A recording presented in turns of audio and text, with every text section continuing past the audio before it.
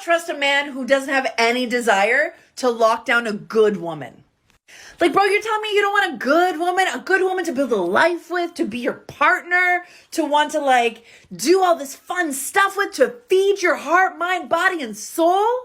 A man who doesn't want to lock down a good woman is a man who will consistently fumble the bag. Take my word for it. And ladies, that is not a man. That is a little boy with man parts, okay? That's just what's happening. So you need to understand that if you are not being locked down, if you are a good woman, if you are a woman who has her shit together, who is smart, who builds her community, who loves herself, that is what makes you a good woman. And if there is a man in your life who is choosing to fumble his bag with you, then that is a boy. Did you hear that at the end? See, they're always talking this nonsense, and it can be confusing when you don't understand womanese. So what she's saying is, if he's not willing to fumble his bag with you, if he's willing to fumble his bag with you, but I'd argue that he's willing to not fumble anything at all. He's not willing to roll the dice at all. When they're saying these things, they make no sense. A good woman doesn't need to sell herself. A good woman gets picked. A good woman gets picked either by a jerk, by an asshole, or by a good man as well. They're always getting picked. So you don't have to say all of this stuff. Women want you to believe that there's a such thing as good and bad. We're past that. And this clip perfectly illustrates this. This is the point where men are past all of this. Are you going to cooperate and follow instructions or go away? That's all men are looking for, successful men as well. It's getting to the point it's trickling down to men who are just average. Men are saying the hell with it. You're going to cooperate or leave. My life is peaceful. I don't need any of this extra nonsense. A good woman versus a bad woman. Well, you guys are kind of making it hard to tell. Let's go by that. Good and bad. How do we know? We see a pack of lions coming down the street at us.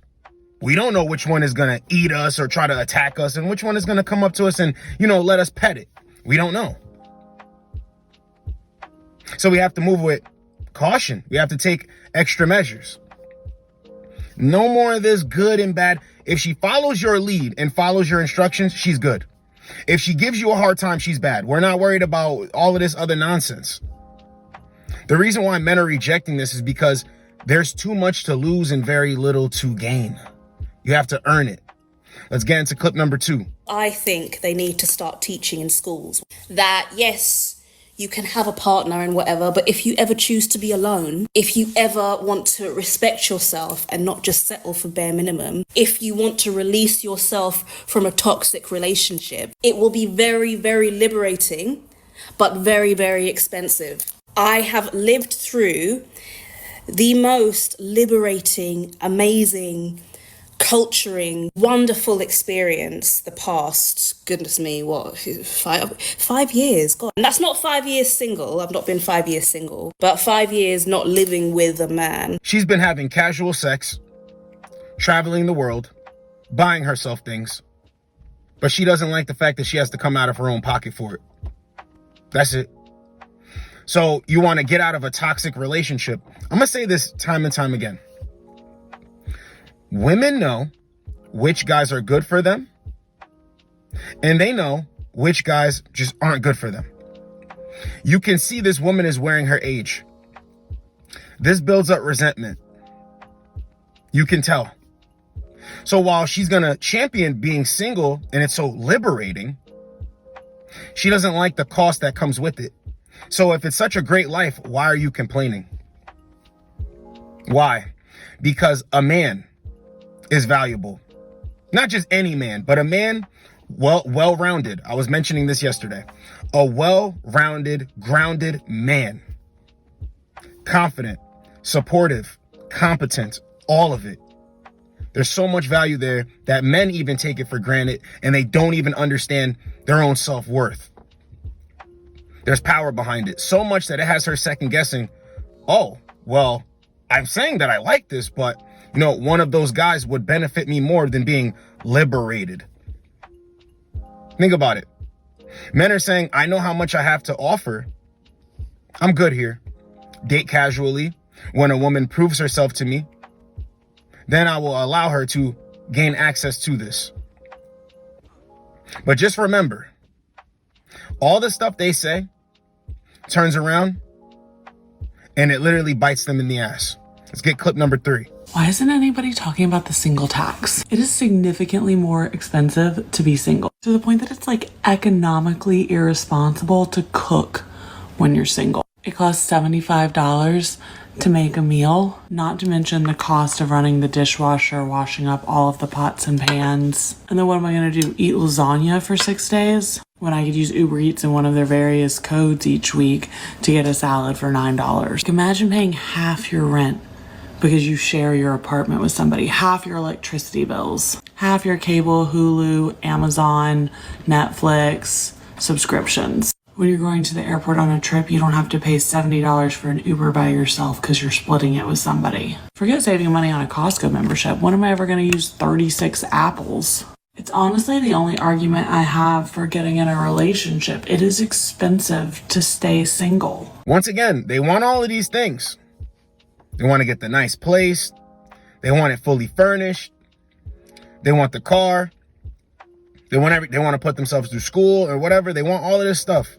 But they don't like what comes with it. And this is why I also tell you, never let a woman give you a chance. Never come at a situation, may I take you out? Can I please take you out? No. Hey, we should totally hang out this Friday. What are you doing this Saturday? Let's get together and do this. That's it. There's no grand gesture. No. Because when it starts from a position of them looking down on you, or you asking them, please give me a shot with your words and your energy, what they'll do is they'll keep you around or they'll settle for you. But the only reason that they're settling for you, because a lot of good dudes went through this. Well-rounded dudes didn't have the utmost confidence in themselves, right? And self-respect. They'll get picked, but to pay bills. They'll get picked so she doesn't sink. Absolutely not. Always remember this. Whenever a woman is asking you for money, oh, I need to get my hair done. Can you pay for this? Just remember, all this other stuff is in the background. So it starts there. They rope you in there, all for this to be waiting for you at the end. And I got more clips. We're going to keep going. Let's get the next one. I recently posted about the fact I'm 26 years old and I'm in $95,487.73 worth of debt, and I want to talk about it. Up until 24 hours ago, I did not know that was actually the total of all of my debt, credit cards, and student loans. That number also does not include my auto loan, and if we are adding in my auto loan, the total number is $110,938.83. Since totaling up all of my debt, I don't think I've actually gotten one good breath of oxygen in the last 24 hours. I feel like there is an elephant sitting on my chest, and I don't think I can sit still because all I keep repeating is $95,487.73. All of this debt was racked up through decisions I made between the ages of 18 and 26. My first associate's degree I got from a community college and I didn't have to pay for because of the Pell Grant, but I decided to go to a university and got my bachelor's degree, which is where I really started to rack up the debt. Then in the last 2 years, I decided to finish a nursing degree at a community college in the last 2 years, but that's where I started to rack up even more debt. What really sucks is realizing that the majority of these student loans is not from tuition. It's actually from living expenses and living way above my means. My debt comprises of 2 credit cards, 5 federal student loans, and 5 private Sallie Mae loans. I don't regret any of the experiences I've had between the ages of 18 and 26 or any of the things that I've done, but I do wish that I managed my finances way better than this. I think what's even more sad is a lot of these student loans were going to rent, which my rent was around $1,200 a month, and that's been consistent over the last 2-3 years. Thankfully, I do have a finance bro as a boyfriend, and he is really great at managing money. Boom. See, you would think that it's luxury, it's trips, hotel stays, gifts, restaurants. No. That's surface level stuff. When you look behind the curtain, the debt that's there, that's what's there. You ever wonder why they're always talking about money and why a guy needs to make this amount of money to be with me? Because he has to be able to make money for himself and make money for me and make money for the loan collectors, the debt collectors. He needs to make money for all of this, all of this. So when you're thinking like, this is the woman of my dreams, oh my God, and you're being so emotional, just remember that 9 times out of 10, this is going to come in the background. Might not be that much, might be more than that. They're never going to tell you this on the first couple of dates. That's why they're always trying to evaluate you. So what do you do for work? How long have you been doing it? What'd you go to school for?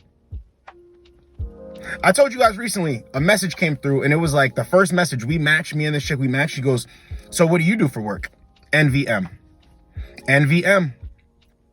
Can't catch me slipping. These are the same ones that big themselves up for going to school. There's nothing wrong with trying to make something of yourself, but the community college would have sufficed. There are plenty of guys who go get a trade. Plenty of guys that can make great money without even going to school. So they go to school and they acquire all this debt. And then they want a guy, 6-figure earner, 7-figure earner, to come in and change their lives and erase this debt. One thing I want to get through to you dudes is that doesn't guarantee loyalty. I don't have a problem with men that spend money on women. I actually think if that's a part of your strategy to rent, not buy, to rent, perfectly fine. So just know this, if you're thinking you're going to use money to buy loyalty, you're not. Because a guy can clear out all that debt, doesn't guarantee anything. And check this out. You heard how she said, I have a finance bro who's my boyfriend. Now listen, this guy is coming into a situation and he likes her so much that this isn't a problem. This is a problem. This is a problem. I'm trying to save guys from being that guy.